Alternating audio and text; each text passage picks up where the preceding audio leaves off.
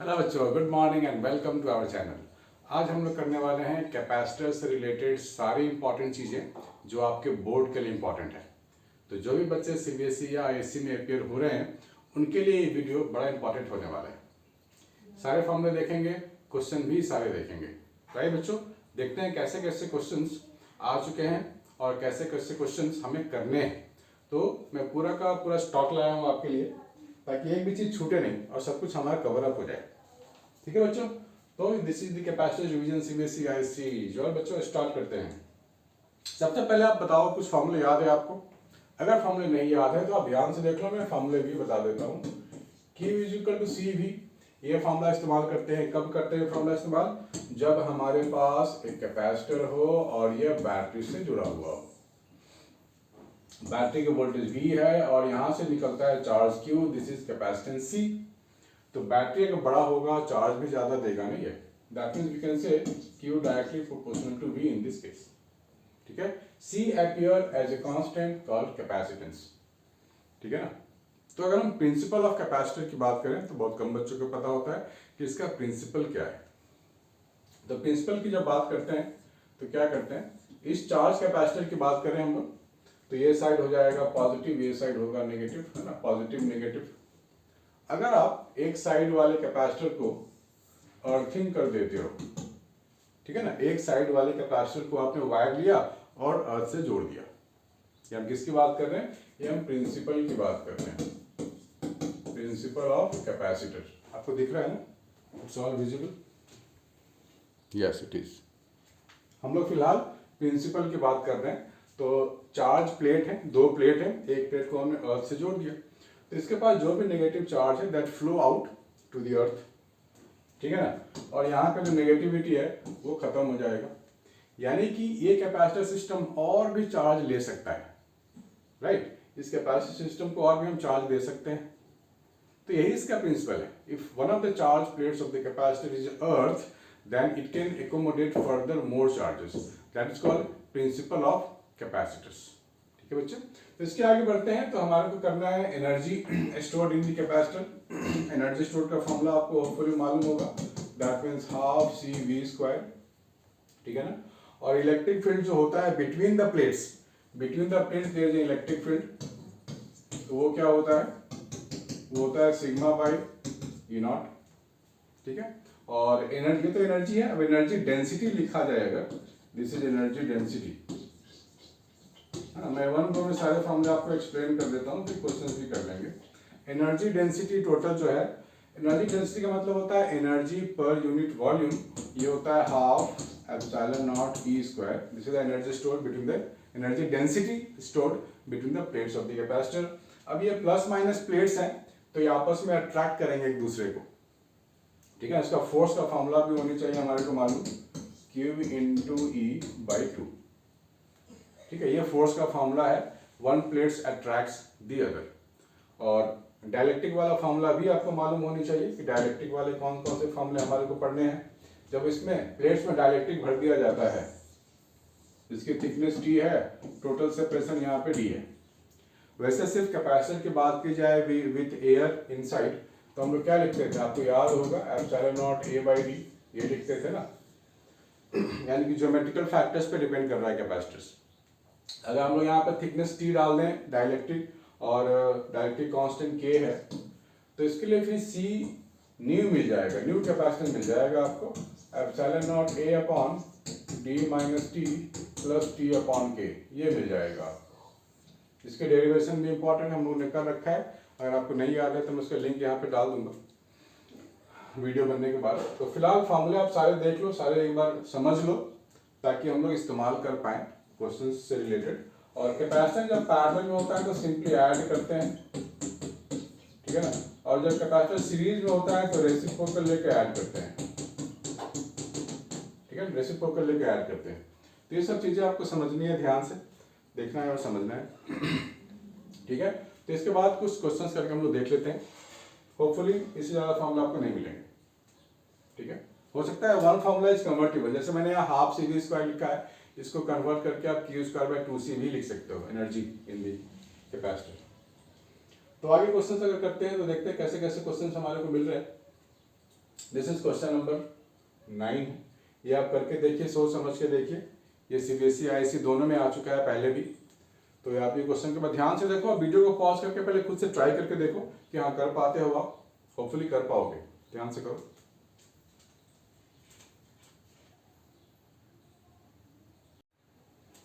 तो बच्चों वही देखते हैं, इसमें पूछा गया है, क्या पूछा गया है, find the total charge stored in the network of the capacitors. Network of the capacitors आ सकता है बच्चों, इजी भी है बहुत। Find the total charge stored in the network of capacitors connected between A and B. A and B, ठीक है ना। तो आपको ए एंड बी के बीच में टोटल कैपेसिटेंस फाइंड करने को बोला गया है। हाँ, टोटल चार्ज बोला गया, सॉरी, टोटल चार्ज।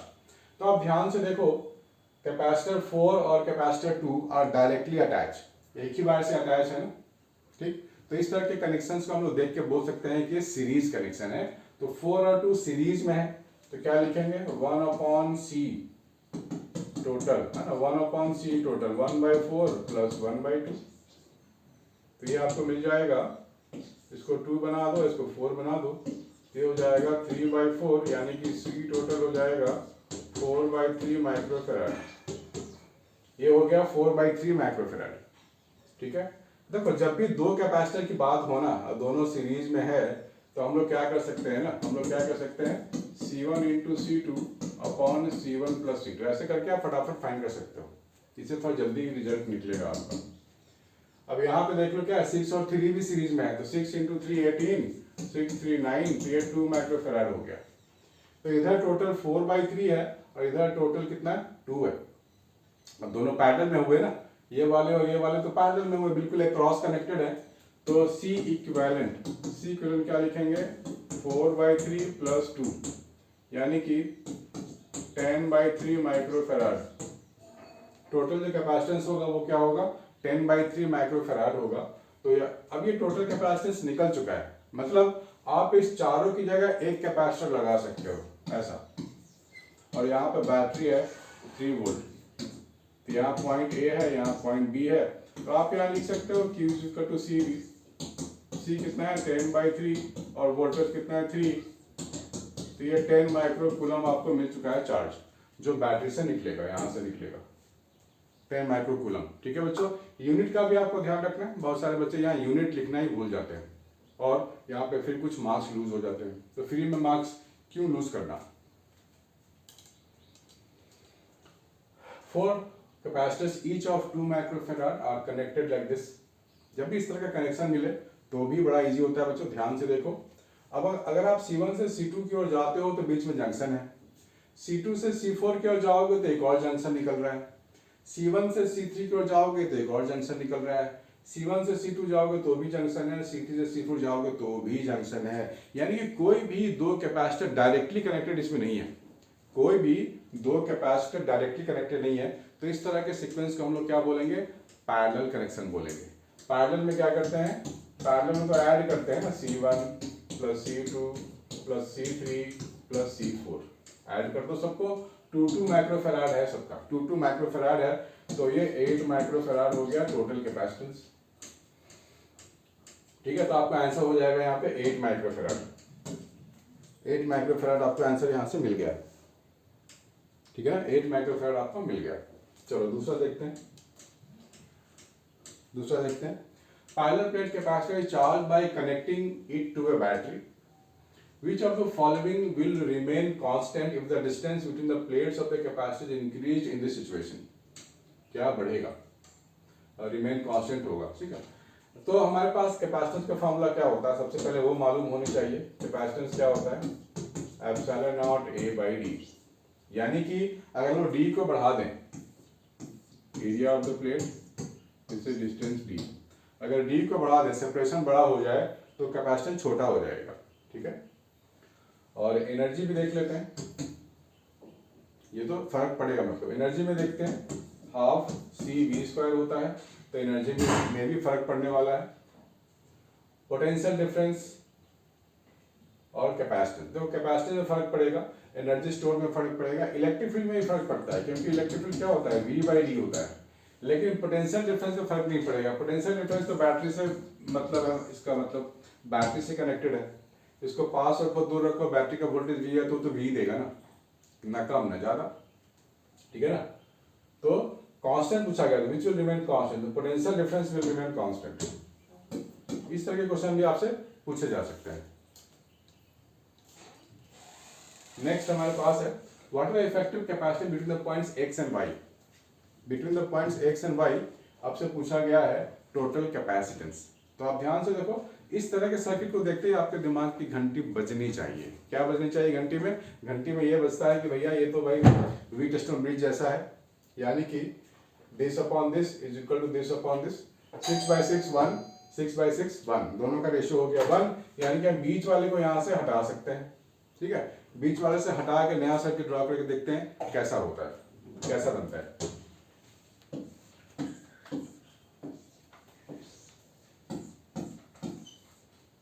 ठीक है ना, हमने सिर्फ बीच वाले को ही तो हटाना है, हमने सिर्फ बीच वाले को मैंने हटा दिया।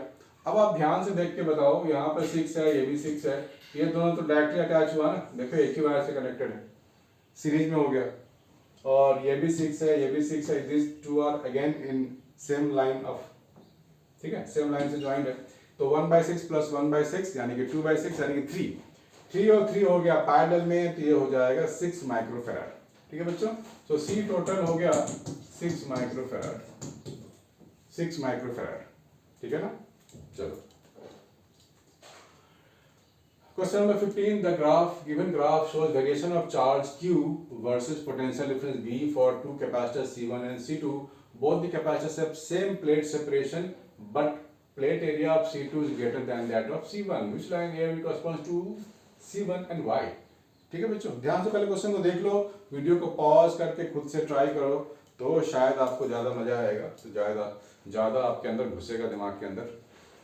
यहाँ पे क्या बोला गया, प्लेट सेपरेशन तो दोनों में सेम है, but area of C2 is greater.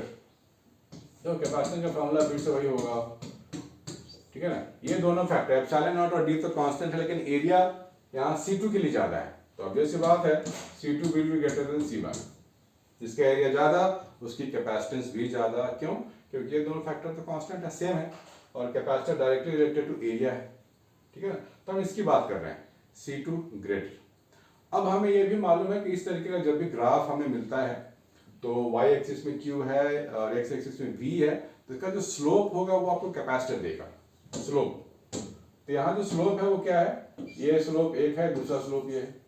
तो स्लोप यहाँ पे क्या मिलेगा मुझे, slope directly proportional to capacitor, ठीक है ना।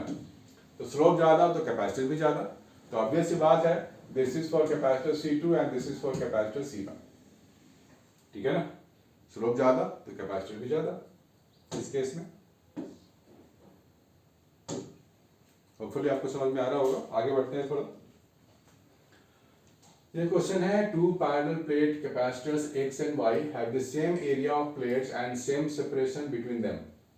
दोनों के बीच का सेपरेशन सेम है, ठीक है। डाइलेक्ट्रिक कांस्टेंट 4 है Y में, while Y contains a dielectric medium of constant 4.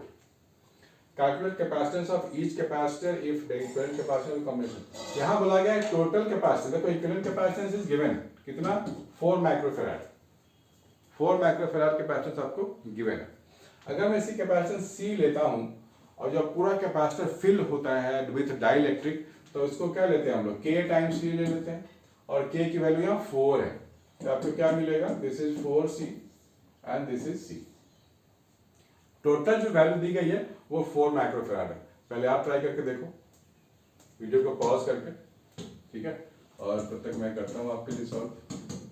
1/C plus 1/4C, ये जो C टोटल की वैल्यू है वो है 4 माइक्रोफैराड, 4 माइक्रोफैराड। तो 1/C कॉमन आ जाएगा, 1 + 1/4, ठीक है ना। तो आपको क्या मिलेगा, 5/4 मिलेगा। C is equal to 5 microfarad. C मुझे मिल गया 5 माइक्रोफैराड, ठीक है ना। ओके, C हमारे को मिल गया है 5 माइक्रोफैराड। तो अब क्या करें हम लोग, तो C की जब वैल्यू आ गई 5, तो यहाँ लिखोगे 5, यहाँ लिखोगे 5 × 4 यानी कि 20 microfarad. Calculate the potential difference between the plates of X and Y. X और वाई के बीच में जो पोटेंशियल डिफरेंस है, जो वोल्टेज है ना, हम उसकी बात करते हैं, ठीक है। तो टोटल कैपेसिटेंस हमारे को गिवन है, टोटल वोल्टेज भी गिवन है, तो आप अप्लाई कर सकते हो Q is equal to C V. यहाँ पर C हमारे को 4 माइक्रोफैराड था गिवन टोटल, राइट। टोटल था हमारे पास 4 माइक्रोफैराड और वोल्टेज है यहाँ पर 15, तो 60 माइक्रोकूलम हो जाएगा टोटल चार्ज जो बैटरी से निकलेगा। 60 माइक्रोकूलम जो बैटरी से निकलेगा, ठीक है ना, 60 माइक्रोकूलम जो बैटरी से निकलेगा। तो चार्ज तो सबके लिए सेम होगा, चार्ज तो सबके लिए क्या होगा, सेम होगा, यानी कि इसके लिए भी चार्ज 60 माइक्रोकूलम, इसके लिए भी 60 माइक्रोकूलम। अब दोनों के लिए आप वोल्टेज भी फाइंड कर सकते हो बड़े आराम से। वापस लगा लो ये formula Q is equal to CV, Q is equal to CV formula वापस आप लगा लो तो आपको मिल जाएगा Q is equal to C। C यहाँ पर कितना है 5 माइक्रोफैराड था, ये 20 माइक्रोफैराड है, तो 5 इंटू 60, ठीक है ना, 5 माइक्रोफैराड, सॉरी Q हमारे पास है 60 माइक्रोकूलम, Q मेरे पास है, ये Q कितना है 60 माइक्रोकूलम है, कैपेसिटेंस यहाँ पे 5 है, वोल्टेज V1 नाम दे दो, इसके लिए वोल्टेज V1 या Vx नाम दे दो, चलो अच्छा रहेगा Vx। ये Vx हो गया मेरे पास 60/5 यानी कि 12 वोल्ट, ठीक है।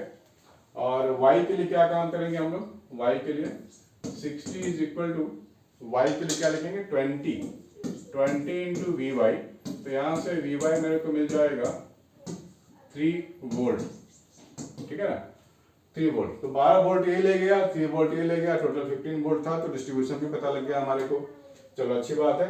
Estimate the ratio of electrostatic energy stored in X and Y.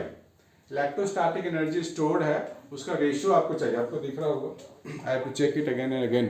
तो यहाँ पर आपको मिल रहा है, रेशियो फाइंड करनी है आपको। तो रेशियो कैसे फाइंड करेंगे बच्चों, हमने वोल्टेज देख लिया 12 वोल्ट है 3 वोल्ट, तो यहाँ लिख लेता हूँ मैं, यहाँ लिख देता हूँ 12 वोल्ट और यहाँ 3 वोल्ट, ठीक है ना।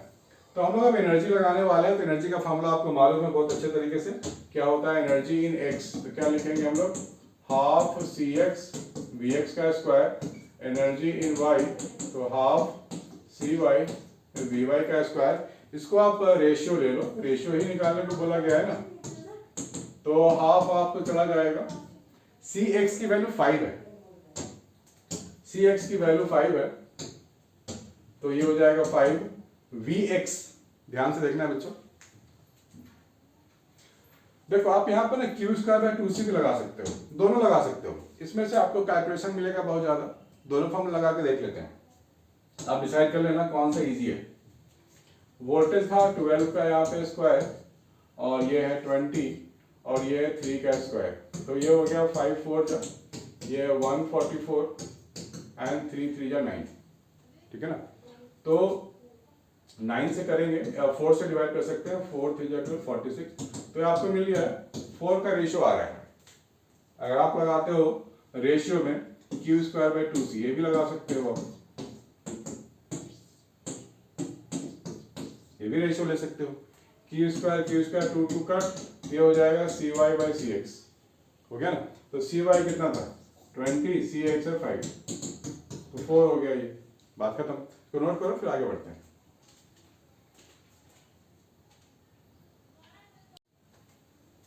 ठीक है बच्चों, तो चलो आगे बढ़ते हैं और देखते हैं आगे कैसे क्वेश्चंस हैं। In the given circuit with steady current, calculate the potential difference across the capacitor and the charge stored in it. ये आपके पास कैपेसिटर भी है और रेजिस्टेंस भी है। ऐसे क्वेश्चन भी आ सकते हैं जहां पर मिक्स हो, कैपेसिटर भी हो, रेजिस्टेंस भी हो, सब कुछ मिक्स हो। तो in the given circuit with steady current, calculate the potential difference across the capacitor and the charge stored in it. Charge find करनी है, यहाँ पर 3 बैटरी ऐसे ऐसे लगाए गए हैं। तो इसमें इसका फंडा ये होता है बच्चों कि कैपेसिटर तुरंत चार्ज होकर के ना रास्ते को ब्लॉक कर देता है। कैपेसिटर फटाफट चार्ज हो जाएगा और रास्ते को ब्लॉक कर देता है, यानी कि ये ब्लॉक बहुत जल्दी हो जाएगा, फुलफिल हो जाता है, सेटिस्फाइड हो जाता है, सैचुरेटेड हो जाता है बहुत जल्दी। तो आपको जो इलेक्ट्रिसिटी है वो इसमें देखने को मिलेगा, इस वाले सर्किट में आपको देखने को मिलेगा, ठीक है ना। Electricity will be like this, ऐसे ऐसे जाएगा। तो अगर आप करंट फाइंड कर लोगे तो आपको काम मिल जाएगा बहुत सारा। करंट फाइंड कर लेते हैं, कीपिंग दिस एज ब्लॉक्ड, ये चार्ज हो चुका है, सेटिस्फाई बहुत जल्दी हो चुका है, तो आप ऐसे किरचॉफ लॉ लगा सकते हो, ठीक है ना। तो माइनस किरचॉफ लॉ अगर होपफुली आपको याद हो तो देखो बैटरी कनेक्टेड है, बिल्कुल अपोजिटली कनेक्टेड है। तो 12 माइनस 6 वोल्ट आप ले सकते हो टोटल वोल्टेज, करंट आई ले सकते हो, और रेजिस्टेंस क्या लेंगे 1 + 2 3 यहाँ पे आप ले सकते हो रेजिस्टेंस। तो आई आपको मिल जाएगा 2 एम्पियर। करंट जो यहाँ पे मिल रहा है वो आपको 2 एम्पियर मिल गया, ठीक है ना। करंट आपको अगर आपको मिल गया है तो यहाँ पर हम लोग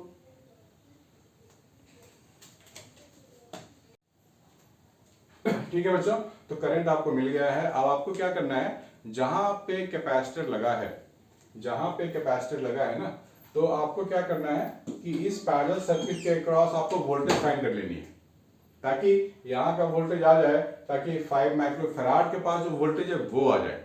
ध्यान से सुनना है बच्चों, यहाँ के अक्रॉस वोल्टेज फाइंड कर लेते हैं, या यहाँ के अक्रॉस भी कर सकते हैं, आपकी मर्जी।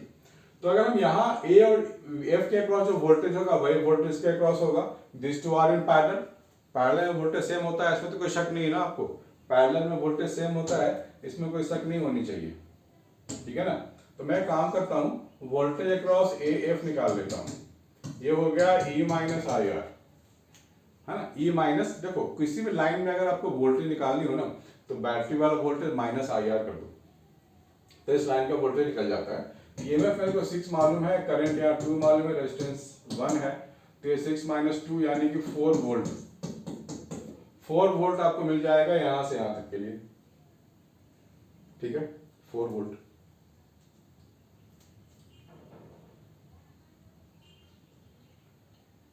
ठीक है ना, 2 एम्पियर था तो 6 - 2, और यहाँ पे देखो आप क्या हो रहा है, करंट इधर से जा रहा है, ऐसे जा रहा है ना, करंट ऐसे जा रहा है, और इसमें इंटर कर रहा है इधर, तो आपका और कोई रेजिस्टेंस तो है नहीं, तो आपको मिल गया है 4 वोल्ट यहां से यहां तक के बीच में 4 वोल्ट। तो 4 वोल्ट, अब यहां देखो 6 वोल्ट है, ठीक है ना, पूरा कह रहा है कि 4 वोल्ट है यहां से यहां के बीच में। तो अगर आप किरचॉफ लॉ लगाओगे तो क्या लिखोगे, ए से बी से ई के लिए आप क्या लिखोगे, 6 volt minus voltage across 5 microfarad, ये हो गया ना, this is equal to total 4 volt. तो 4 वोल्ट था टोटल यहां से यहां तक, तो यहां से आपको जो V5 मिलेगा वो 2 वोल्ट का मिलेगा। पॉजिटिव 6 माइनस ये क्यों, क्योंकि चार्ज इधर फ्लो होगा चार्ज ऐसे, this is charge flown like this, तो आप लिख सकते हो 6 minus voltage across 5 microfarad that is equal to 4, तो वोल्टेज अक्रॉस 5 2 वोल्ट हमको मिल गया। 2 वोल्ट मिल गया तो हमारे को फाइंड करनी है पोटेंशियल में, हाँ तो गया, and the charge stored in it. जब वोल्टेज आपको मालूम पड़ गया तो आप लिख सकते हो Q is equal to CV, C यहाँ पर 5 है और वोल्टेज 2 है, तो 10 माइक्रो कूलम आपको चार्ज यहाँ पे मिल गया। ठीक है बच्चों, चलो आगे बढ़ते हैं। ये क्वेश्चन है फाइंड द इक्विवेलेंट, ये भी क्वेश्चन बहुत बार आ चुके हैं सीबीएसई में भी और आईएससी में भी, तो सबके लिए कॉमन क्वेश्चन है, कुछ भी अलग अलग नहीं है कि भाई मेरे लिए अलग होगा सीबीएसई के लिए अलग होगा, और ठीक है बच्चों, तो सबके लिए कॉमन क्वेश्चन है, दोनों के लिए। और यहां पर आपको करना है कि क्या, फाइंड दी टोटल चार्ज बोला गया, उसके पहले टोटल कैपेसिटेंस बोला गया, इक्विवेलेंट कैपेसिटेंस, तो इक्विवेलेंट कैपेसिटेंस फाइंड कर लेते हैं।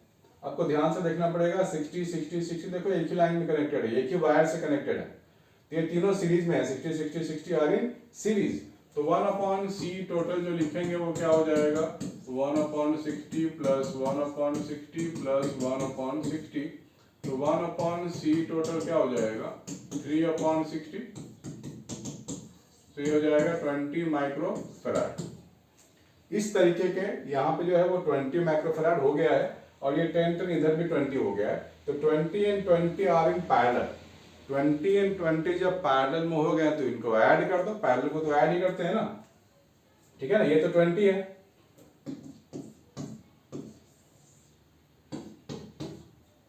ठीक है, ऐसे सर्किट भी ड्रॉ कर देता हूं ताकि आपको कंफ्यूजन ना लगे कुछ। This is B and this is A, this is 20, this is 20, ये हो गया 40 माइक्रोफैराड, 20 20 40 हो गया ना टोटल 40,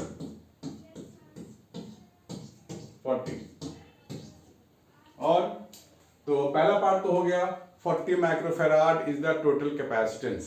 बढ़िया। Calculate total charge that flow in the circuit with 100 volt battery. Total जब सब कुछ आ ही गया है तो Q इक्वल टू CV लगा देते हैं ना। दिस इज 40 और 100 वोल्ट की बैटरी लगी हुई है, तो ये 4 × 10⁻³ माइक्रोकूलम आपको मिल गया। 4000 माइक्रोकूलम आपको चार्ज भी मिल गया बच्चों, है ना। 4000 माइक्रोकूलम आपको चार्ज भी मिल गया। इजी है वैसे। चलो आगे करते हैं। इसको आप लोग ट्राई करो। पहले क्वेश्चन को देखो, वीडियो को पॉज करो, फिर ट्राई करो।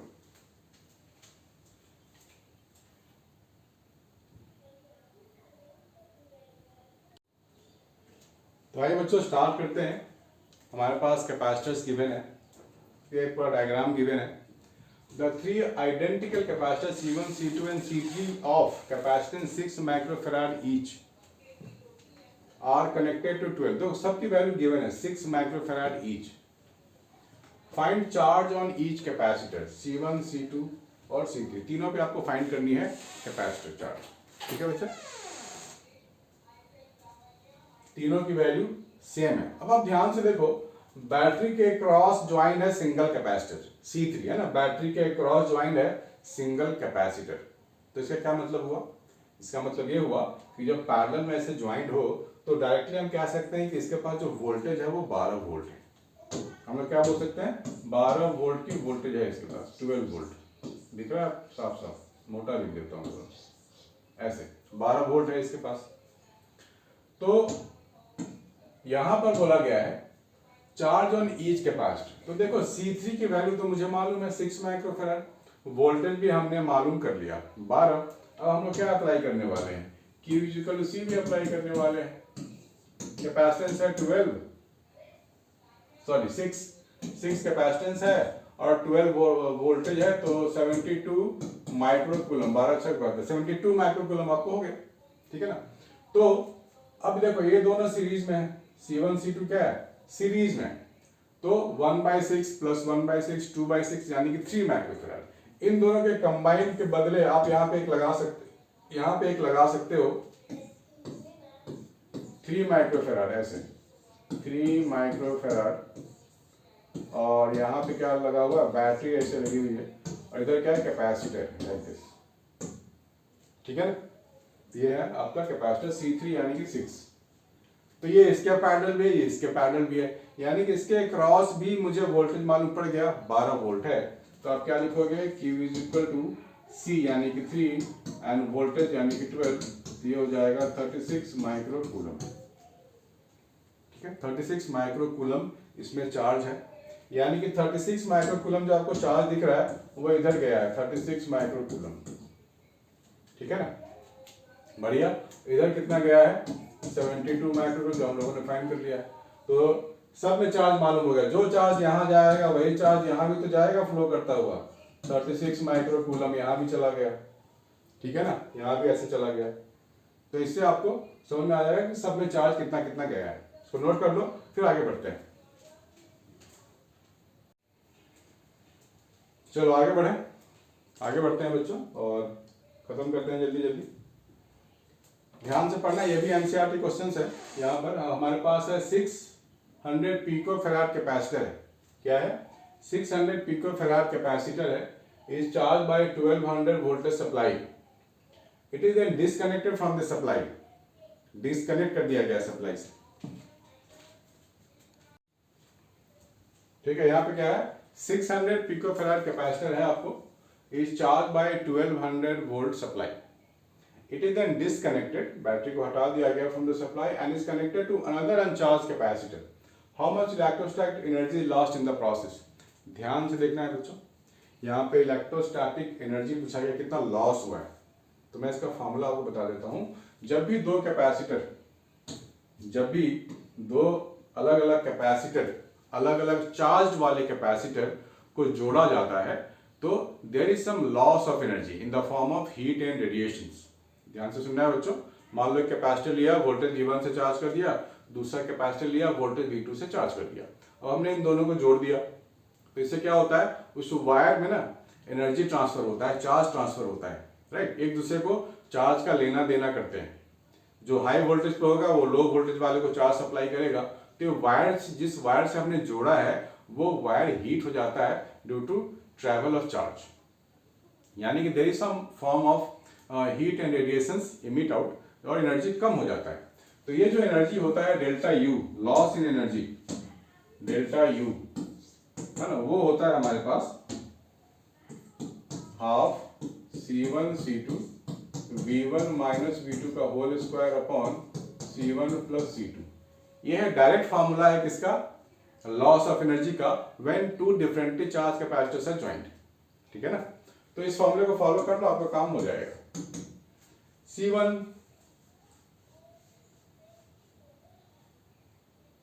अनचार्ज कैपेसिटर, हाउ मच है, अनदर अनचार्ज कैपेसिटर, यानी कैपेसिटर सेम होगा, कैपेसिटर के बारे में कोई इंफॉर्मेशन नहीं, यानी कि कांस्टेंट होगा, सेम होगा। C1 C2 यहाँ पे सेम है, ये हो जाएगा C स्क्वायर, और दूसरा है अनचार्ज, देखो यहाँ लिखा हुआ है, क्या क्या मेंशन किया हुआ है, अनदर अनचार्ज कैपेसिटर, दूसरे कैपेसिटर को चार्ज ही नहीं किया गया, तो V2 0 कर दो, और ये हो जाएगा 2C, C plus C 2C हो गया, ये खत्म, ये खत्म, ये क्या हो जाएगा C/2 4 इंटू 10⁴, स्क्वायर है 200 का स्क्वायर, तो 4 इंटू 10⁴ हो गया। C/2, C यहाँ पे गिवन है 600 पिको फेराड, तो 600/2 ये हो जाएगा 300 पिको फेराड। ठीक है, 300 पिको फेराड ये हो गया, तो ये हो जाएगा 1200 इंटू 10⁸, यानी कि 12 into 10⁻10 micro coulomb, sorry coulomb होगा, हमने पिको वाला फैक्टर हटा दिया, ये -8 होगा ना, -8 में से 2 और चला गया, तो ये हो जाएगा -6 है ना, -6 हो जाएगा ये, 12 इंटू 10⁻6 कूलम, यानी कि 12 माइक्रो कूलम, इसको 12 माइक्रो कूलम भी लिख सकते हैं, 12 micro coulomb, this is the energy stored. ठीक है बच्चों, ठीक है, समझ में आ रही बात है, चलो आगे बढ़ते हैं। तो ये भी एक क्वेश्चन है, काफी जाना माना क्वेश्चन है, इसको बहुत बार किया हम लोगों ने, CBSE और IISc दोनों के लिए इंपॉर्टेंट है, और इसके करने के लिए बहुत सारे बच्चे गलत भी कर देते हैं, जबकि है बहुत ही आसान, इसको पहले आप लोग खुद से ट्राई करो एक बार। चलो करते हैं बच्चों ये क्वेश्चंस को, जो होपफुली आपको, आप लोगों ने बहुत बार किया होगा, ये बहुत सारे बच्चों ने बहुत बार किया है।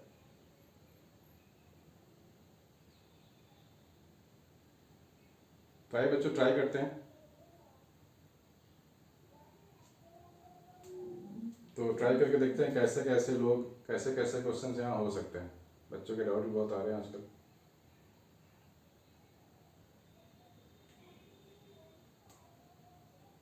ठीक है, चलो, तो हमारे पास यहाँ पर जो क्वेश्चंस है वो है कॉम्बिनेशन ऑफ कैपेसिटर्स, देखो कैसे कैसे ज्वाइन है। तो जब भी ज्यादा मल्टीपल कैपेसिटर्स हो तो आपको ज्यादा हरी नहीं दिखाना है, ज्यादा एक्साइटेशन नहीं दिखानी है, क्योंकि उस हरी में, उस एक्साइटेशन में चीजें गलत हो जाती है, और बहुत बार मैंने देखा है बच्चे इसे मार खा जाते हैं। स्टेप बाय स्टेप करो, और मैंने बार बार बोला है बच्चों को कि हर एक स्टेप में आप डायग्राम को ड्रॉ करो। यहाँ पर आप देखो C2 एंड C3 आ गए सीरीज, तो पहले इसको निपटाओ, क्योंकि ये बहुत ही क्लियर पिक्चर है कि C2 C3 सीरीज में एक ही वायर से कनेक्टेड है। तो क्या लिखेंगे, 1/200 प्लस 1/200 2/200, यानी कि 100। अब इस 100 को आप डायग्राम में दिखाओ, बाकी सबको एज इट इज छोड़ दो, इस 100 को आप ऐसे दिखाओ, ठीक है ना। तो यहां पर एक बैटरी लगी हुई है, जो जैसा है वैसे ही दिखानी है, इसमें कुछ भी कम ज्यादा नहीं दिखानी, जो जैसा है वैसे ही। This is your 100 pico farad, और ये भी 100 पिको फेराड हो गया, और ये भी 100 पिको फेराड है। अब यहाँ गलती क्या होती है, देखो बैटरी कहीं बीच में लगा है ना, इन दोनों के बीच में लगा है। अब गलती क्या होती है, बच्चे बोलते हैं सर तीनों पैरेलल में, तीनों को जोड़ दे क्या। No no no, this is not in parallel, सारे के सारे पैरेलल में थोड़ी ना। देखो एक कैपेसिटर बैटरी की दूसरी साइड है, बाकी के दोनों बैटरी की दूसरी साइड है। तो बैटरी के इधर वाला सिंगल है, इसको छोड़ दो। बैटरी के इधर 2 कैपेसिटर, पहले इनको निपटाओ, इसको बाद में छोड़ दो, बाद के लिए छोड़ दो। जो सिंगल है यानी कि बैटरी के एक तरफ वाले को आप निपटाओ पहले कि सीरीज में है कि पैरेलल में है, फिर दूसरी साइड वाले को निपटाओ, फिर बाद में कंबाइन चीजें बाद में। तो यहाँ पर आपको देखो ये दो पॉइंट इसके क्रॉस लगे हैं, ये दोनों तो पैरेलल में हो गया, क्रॉस लगे हैं ना, सीरीज में तो नहीं है, एक लाइन में नहीं है, ये क्रॉस लगे हैं, ऐसे लगे हैं। तो this two are in parallel, तो 100 और 100 200 पिकोफैराड हो गया। तो draw the new circuit again, यहाँ पे आप दिखाओगे ऐसे 200 पिकोफैराड, दिस इज 200 पिकोफैराड और ये हो गया 100 पिकोफैराड, ठीक है ना। और यहाँ पे 300 वोल्ट है, यहाँ पर क्या है कि 300 वोल्ट है, ठीक। चलो अब आपको दिख गया ना कि ये देखो ये दोनों सीरीज में मिल गया अब आपको, this two are directly connected, ठीक। सीरीज में है तो क्या लिखेंगे 1/c टोटल 1/100 प्लस 1/200। जो यहां पर आपको तीनों पैरेलल में लग रहे थे अब तो नहीं है, right, this is the right way to do. तो यहां पर अब आपको सिंप्लीफाई कर लो, यहाँ 2 लगा दो, यहाँ भी 2 लगा दो, ये क्या हो जाएगा 3/200 यानी कि 200/3 पिकोफैराड। ये हो गया total capacitance of the entire circuit. तो पहला पार्ट हमने कर लिया, obtain the equivalent capacitance of the following हमने कर लिया, determine the charge end voltage across each capacitor. Each capacitor में चार्ज फाइंड करनी है तो पहले मैं बैटरी से निकलने वाला चार्ज तो पता कर लूं। तो क्या लिखूंगा मैं, Q is equal to C total into voltage यानी कि 300, ये हो गया 100 यानी कि 2 इंटू 10⁴ क्या पिको कूलम होगा, ये पिको कूलम, पिको का मतलब 10⁻⁻12। या तो आप यहां छोड़ सकते हो, नहीं तो आप मल्टीप्लाई कर सकते हो 10⁻12, आपका काम हो जाएगा। ठीक है बच्चों, है ना मजेदार, बातें समझ में आ रही हैं, समझ में आनी भी चाहिए क्योंकि कैपेसिटर इजी चैप्टर है, आप फुल स्कोर कर सकते हो। ठीक है बच्चों, तो चलो आज के लिए इतना ही है, इसी के साथ खत्म करते हैं कैपेसिटर का रिवीजन। अभी भी कोई आपके अंदर कोई डाउट रह गया हो सीबीएसई का या ऐसे के बच्चे हो, कहीं के बच्चे हो, मुझे डाउट भेज सकते हो, आपको वीडियो मिलेगा, पूरा सोल्यूशन मिलेगा। तो बच्चों बने रहो, देखते रहो, अगली बार मैं कर रहा हूँ इलेक्ट्रिसिटी का रिवीजन, तो डेली एक 2 टॉपिक में डालने वाला हूँ बच्चों। तो लाइक कमेंट शेयर जरूर करो, बेल बटन के साथ सब्सक्राइब कर दो अगर नहीं किया है तो, ताकि आपको अपडेट्स मिलते रहें। तो मिलते हैं नेक्स्ट वीडियो में, बाय बच्चों, टेक केयर।